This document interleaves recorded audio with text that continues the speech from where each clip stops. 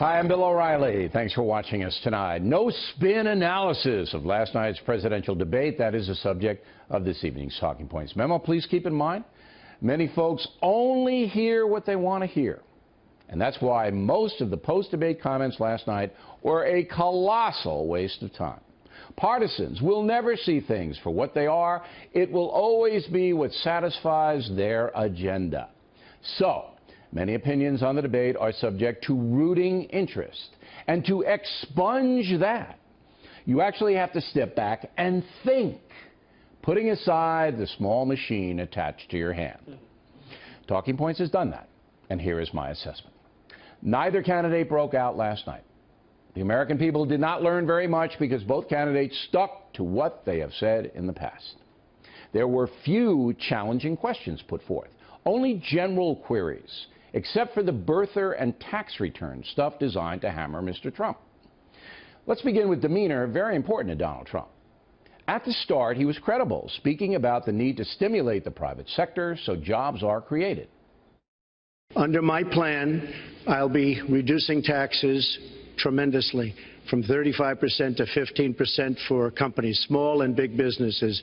That's going to be a job creator like we haven't seen since Ronald Reagan. It's going to be a beautiful thing to watch. Strong point by Trump, as growth in America right now is awful, and this country needs an economic jolt. But as the debate wore on, Mr. Trump began to get a bit testy. No, you're telling the enemy everything you want to do. No, we're not. See, you're telling the enemy everything you want to do. No wonder you've been fighting. No wonder you've been fighting ISIS your entire adult life.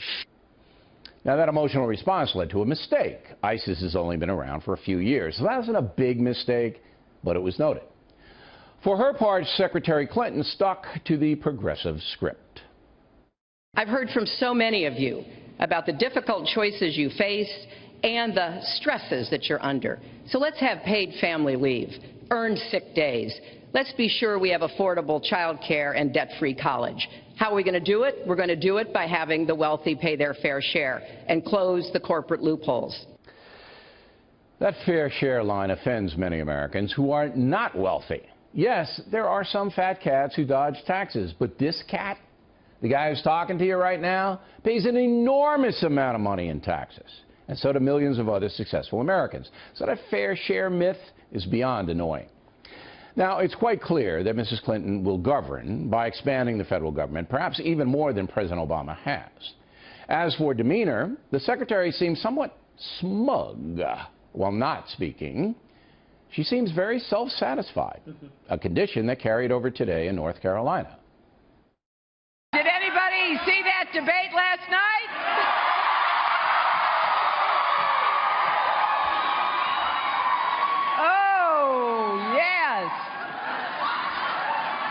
One down, two to go.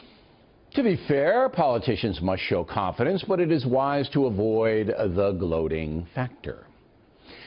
One of the most, I should say, interesting parts of the debate was the racial aspect, framed around stop and frisk. We have to bring back law and order.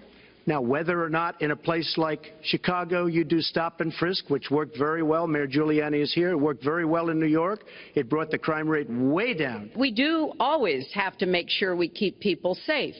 There are the right ways of doing it, and then there are ways that are ineffective. Stop and frisk was found to be unconstitutional, and in part because it was ineffective. That's not true. Aggressive police monitoring in high-crime neighborhoods does cut violent crime, especially where guns are used. But stop and frisk also does alienate some law-abiding folks who are subject to intrusion. However, there's no question that permissive local governments run by Democrats have failed dismally in places like Chicago and Baltimore. Mr. Trump missed a big opportunity to ask Mrs. Clinton to repudiate those administrations. Trump also missed chances to pin the secretary down on sanctuary cities, violent protests, disrespect for the anthem, and vouchers to improve poor public school performance by instilling competition. Why Trump did not bring it on those emotional issues is a mystery. So technically, Hillary Clinton won the debate on points because she was able to keep Trump on the defensive. She used 3 effective grenades: his tax returns, the birther issue, and support for the Iraq War. Moderator Lester Holt helped Mrs. Clinton on the birther deal. Trump made the mistake of over-explaining. He should have just shrugged off questions designed to trap him, refocusing on Secretary Clinton's many ethical problems. But Trump felt the need to defend himself, and that hurt him. For example, mentioning someone like Rosie O'Donnell in a presidential debate, never a good thing. If Donald Trump really wants to be president, he must put frivolities aside and concentrate on 3 in-stone realities. First, that the federal government is hurting the poor and working class by punishing the private sector with crazy regulations and high taxation. Second, that Hillary Clinton's acceptance of Barack Obama's ISIS policy allows those savages to continue their terrorism at will. And third, that the Democratic Party's embrace of grievance is pitting Americans against one another, demonizing the police, and creating an environment where the USA is portrayed as oppressive, not the land of opportunity it really is. If Trump would hammer home those 3 themes, he might distinguish himself in a way that would attract voters currently skeptical of him. For her part, Hillary Clinton needs to stop doing this. You know, he tried to switch from looks to stamina, but this is a man who has called women pigs, slobs, and dogs, and someone who has said pregnancy is an inconvenience to employers. Now, those kinds of attacks, personal attacks, diminish the secretary. Trump would have been within fair decorum to respond with facts about the treatment of women when the Clintons were under siege in the White House. The fact that Mr. Trump did not do that last night is to his credit.